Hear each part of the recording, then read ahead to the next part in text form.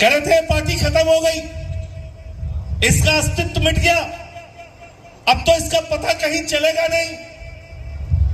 और उस समय भारत के प्रधानमंत्री आदरणीय नरेंद्र मोदी जी प्रचंड बहुमत के साथ जीत के प्रधानमंत्री बने थे। कई राज्यों में उनकी सरकार थी। पूरी की पूरी भारतीय जनता पार्टी दिल्ली में अपनी ताकत झोंक रही थी। एक तरफ आम आदमी था, दूसरी तरफ बीजेपी की ताकतवर सत्ता थी। लेकिन भारतीय जनता पार्टी को दिल्ली की जनता ने स्कूटर पार्टी बना दिया, 3 सीटें दिया और आम आदमी पार्टी को 67 सीटें। और कौन से लोग जीत के आए थे? राखी बिरलान, प्रकाश, अखिलेश पति त्रिपाठी, संजीव झा, अजय दत्त, ऐसे सामान्य परिवारों के लड़के विधायक बने, मंत्री बने दिल्ली के अंदर, जिनके बारे में कभी कोई सपने में नहीं सोच सकता था कि ये पार्षद भी बन सकते हैं। दिल्ली की जनता ने उनको विधायक बनाया, सांसद बनाया, मंत्री बनाया, मुख्यमंत्री बनाया। ये काम आपने किया। आपके वोट में वो सबसे बड़ी ताकत है। और 67 सीटें आई आम आदमी पार्टी की। फिर हमने बिजली फ्री किया, पानी फ्री किया, शिक्षा फ्री किया, इलाज फ्री किया, माताओं बहनों के लिए बस की यात्रा फ्री किया। बीजेपी वालों ने कहा ये तो सब कुछ फ्री कर रहे हैं, कांग्रेस वालों ने कहा ये तो सब फ्री कर दे रहे हैं, खजाना लुट जाएगा, बर्बाद हो जाएगा। अरविंद केजरीवाल ने ऐसी सरकार चलाकर दिखाई मेरे मित्रों कि सब कुछ जनता को फ्री देने के बावजूद मुनाफे का बजट दिल्ली में दिया। ये काम दिल्ली के अंदर दिल्ली की सरकार ने करके दिखाया। इसका मतलब सरकार के खजाने में पैसे की कमी नहीं होती, नेता की नीयत में कमी होती है। सरकार के खजाने में पैसे की कमी नहीं होती। और 2020 के अंदर फिर जब हम चुनाव में गए तो दिल्ली की जनता ने 62 सीटें दिया। अब बीजेपी को समझ में आ गया कि आम आदमी पार्टी वाले तो हारने वाले नहीं है। ये तो बिजली भी फ्री दे देते हैं, पानी फ्री दे देते हैं, बच्चों के लिए शिक्षा फ्री दे देते हैं, इलाज फ्री दे देते हैं, मोहल्ला क्लिनिक बनवाते हैं, दवाएं मुफ्त में देते हैं। और दिल्ली की सरकार ने एक ऐसा फैसला लिया था, जो हिंदुस्तान की पहली सरकार थी, दिल्ली की सरकार, जिसने कहा जो हमारी माताएं और बहनें हैं इनको बस की यात्रा पूरी तरीके से फ्री दी जाएगी। ये दिल्ली की सरकार ने करके दिखाया था। तो इनको लगा कि इनसे तो जीत नहीं सकते, तो केजरीवाल को पकड़ के जेल में डाल दिया, मनीष सिसोदिया को शिक्षा मंत्री को जेल में डाल दिया, सत्येंद्र जैन को स्वास्थ्य मंत्री को जेल में डाल दिया, मुझे पकड़ के जेल में डाल दिया, पूरी सरकार का काम रोक दिया, चादरें बांटी, पैसा बांटा, लोटा बांटा, वोट जुड़वाए, वोट कटवाए, तमाम तरीके की धांधली किया।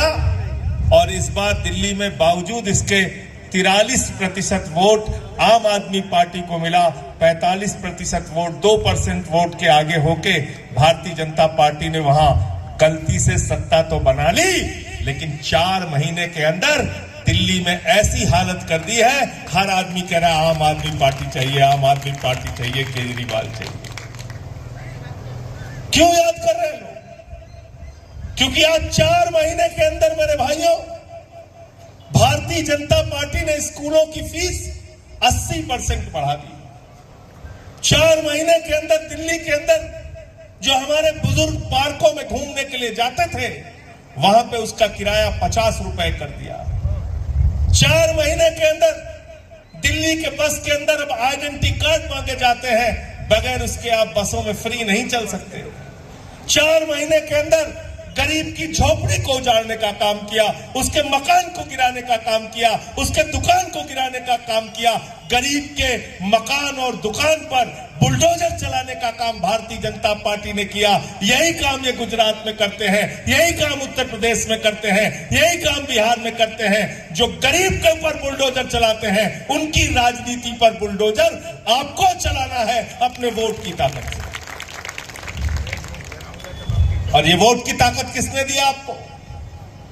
ये वोट की ताकत दिया बाबा साहब डॉक्टर भीमराव अंबेडकर जी के संविधान ने।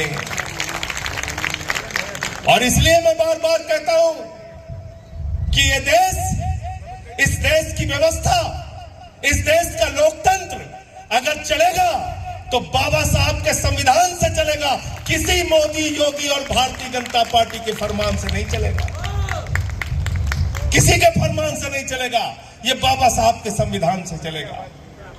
लेकिन हर समय भारत के संविधान को कुचलने का प्रयास किया जा रहा है, उसको कमजोर करने का प्रयास किया जा रहा है, आपके अधिकारों को छीनने का प्रयास किया जा रहा है। कभी आरक्षण व्यवस्था को खत्म करने के नाम पे, कभी दलितों का, पिछड़ों का उत्पीड़न करने के नाम पे, कई भेदभाव की राजनीति करके, कई मंदिरों में प्रवेश को रोककर, कहीं आपके सम्मान को चोट पहुंचाकर, हर जगह समाज के वंचित लोगों को पीड़ित करने का काम भारतीय जनता पार्टी कर रही है। इसलिए मैं आपसे हाथ जोड़कर विनती करने के लिए आया हूं, इकट्ठा हो जाओ, एक हो जाओ और बाबा साहब का संविधान लेकर हाथों में और भारतीय जनता पार्टी को सबक सिखाने का काम आपको करना है। और ये काम क्यों करना है?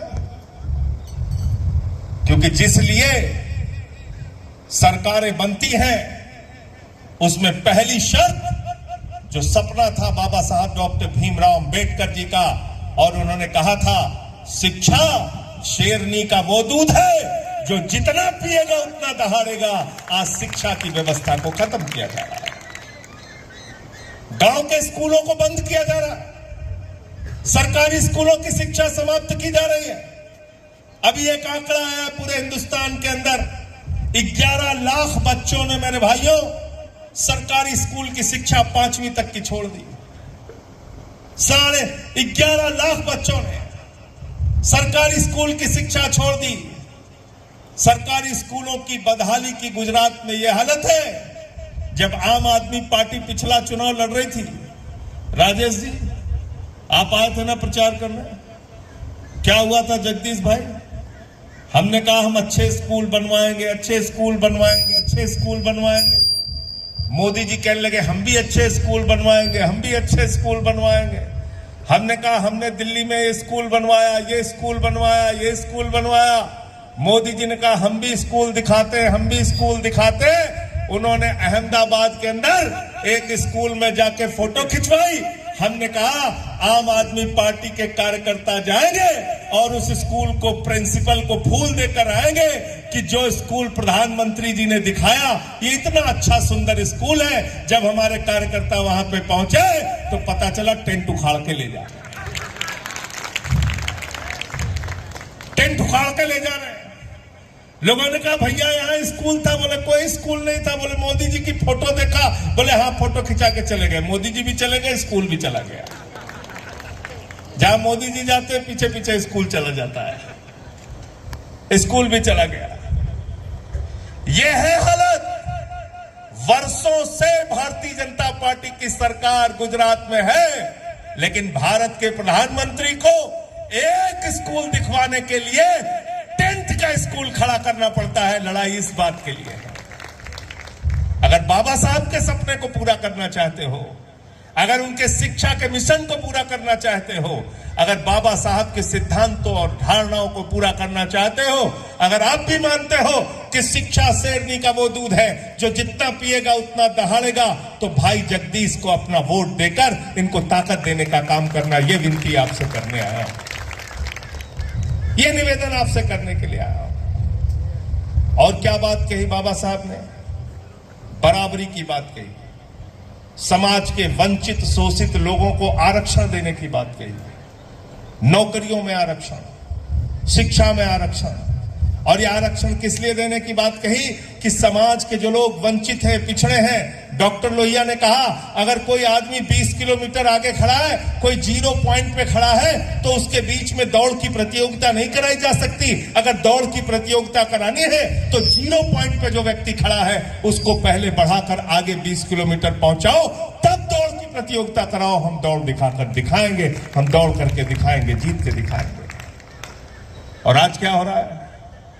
रेलवे का निजीकरण, कोल इंडिया का निजीकरण, सेल का निजीकरण, बिजली का निजीकरण, पानी का निजीकरण, सड़क का निजीकरण, एयरपोर्ट का निजीकरण, पोर्ट का निजीकरण, सब कुछ निजीकरण। सब कुछ निजीकरण। जब सब कुछ निजीकरण हो जाएगा तो आरक्षण कहां रहे? आजकल तो लेटरल एंट्री के नाम पे ज्वाइंट सेक्रेटरी लेवल पर भी निजीकरण, वहां भी सरकार की मर्जी चल रही है। तमाम विरोधों के बाद उसको रोकने का काम किया। इसलिए साथियों और दोस्तों, आपसे कहने के लिए आया हूं, अन्याय के खिलाफ, अत्याचार के खिलाफ, अपने बच्चों की शिक्षा के लिए, स्वास्थ्य के लिए, मुद्दों की राजनीति के लिए अगर वोट देना है तो इस बार इस बाय इलेक्शन के अंदर, इस मध्यावधि चुनाव में इसका शुरुआत करके जगदीश भाई को यहां से जिताने का काम कीजिए। 14% वोट मिला था हमें 2022 के चुनाव में। आम आदमी पार्टी को 14% वोट मिला था। 5 सीटें हमारी विधानसभा से जीत के आई हैं। ऐसे ही पंजाब में 17 में जब हम लोग लड़े तो 20 सीटें हमारी आई, और जब 22 के अंदर हम चुनाव लड़े तो उसी पंजाब में 92 सीटें आई, प्रचंड बहुमत के साथ सरकार बनी। तो इसलिए गुजरात में भी देरी नहीं है। देर है तो सिर्फ आपके इकट्ठा होने की, आपके एकजुट होने की। ये जाति धर्म की राजनीति से बाहर निकलकर जनता के मुद्दों की राजनीति पर हमें काम करना है। शिक्षा के सवाल पर